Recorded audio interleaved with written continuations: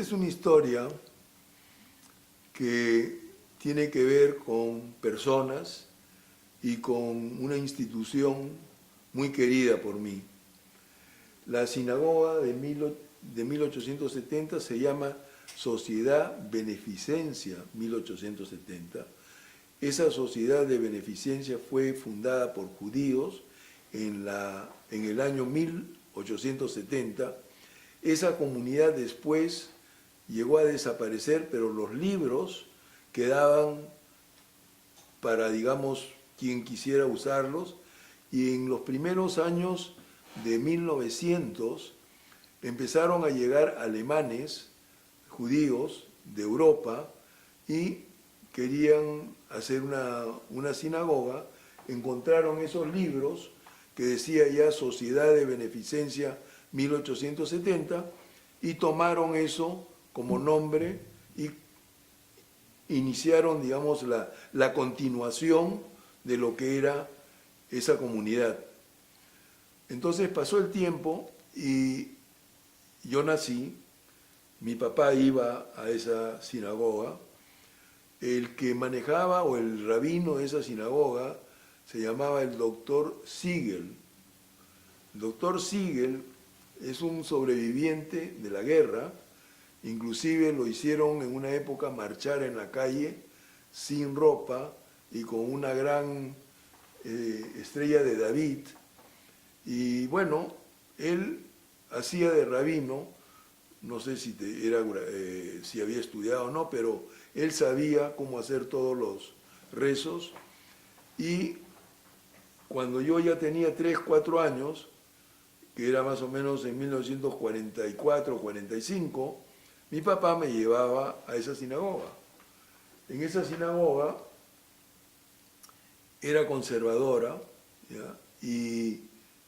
Pero todavía las mujeres se sentaban a un lado y los hombres a otro lado en esa época, y además todo el servicio era en alemán y hebreo.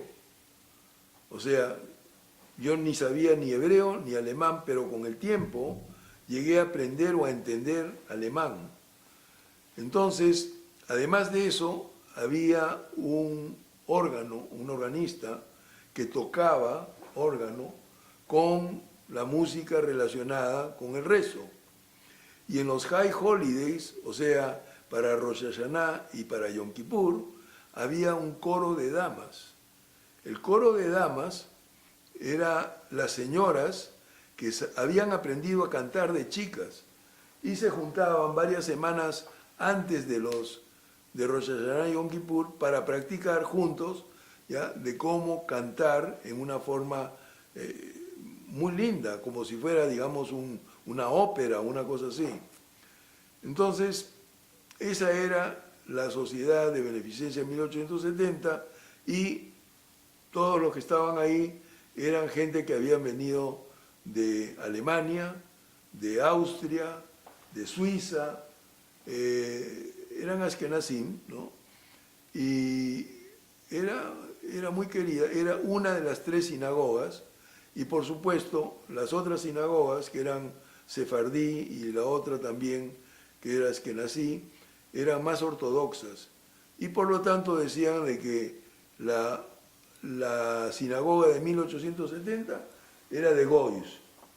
No solamente eso, sino decían de que son 18 judíos y 70 goyos.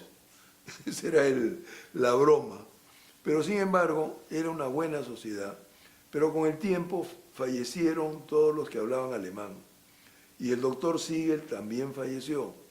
Y entonces fue el momento en que ya contrataron a rabinos que eran conservadores, pero que hablaban español. Hoy día hay un rabino que se llama Guillermo Bronstein, que es graduado del seminario de judaísmo conservador en Argentina, y es una persona muy querida, muy querida. ¿Y qué cosa es lo que ha pasado con esa sociedad 1870? Cuando empezaron a desaparecer los alemanes, entonces los que querían venir a esa sinagoga eran, aparte de los que estaban bien casados con judíos, también había gente bien casada con no judíos, inclusive que se querían convertir o que se habían convertido. Y ellos no eran aceptados en las otras sinagogas y por eso terminaban por venir a nuestra sinagoga.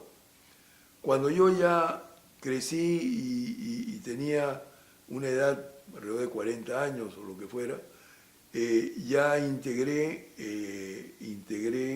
la directiva de 1870. Pasaron varias cosas interesantes. Yo era el representante de 1870 en el cementerio.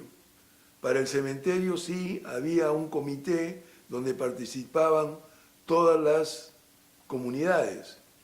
Y en esa época habían 5.000 judíos en Lima. Estamos hablando de 1960, 1970.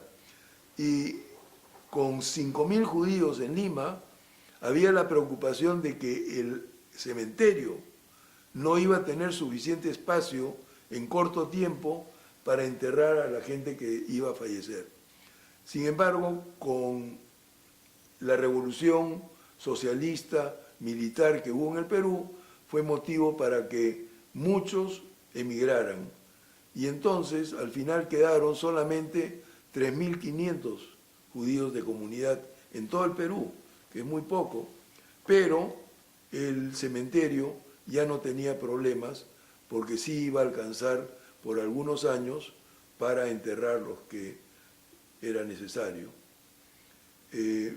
Yo todavía me siento parte de 1870, es parte de mi niñez, es parte de mi juventud y mantengo el contacto con Guillermo Bronstein y cuando necesito o cuando se necesita algún tipo de apoyo o ayuda, me llaman y con mucho gusto yo colaboro.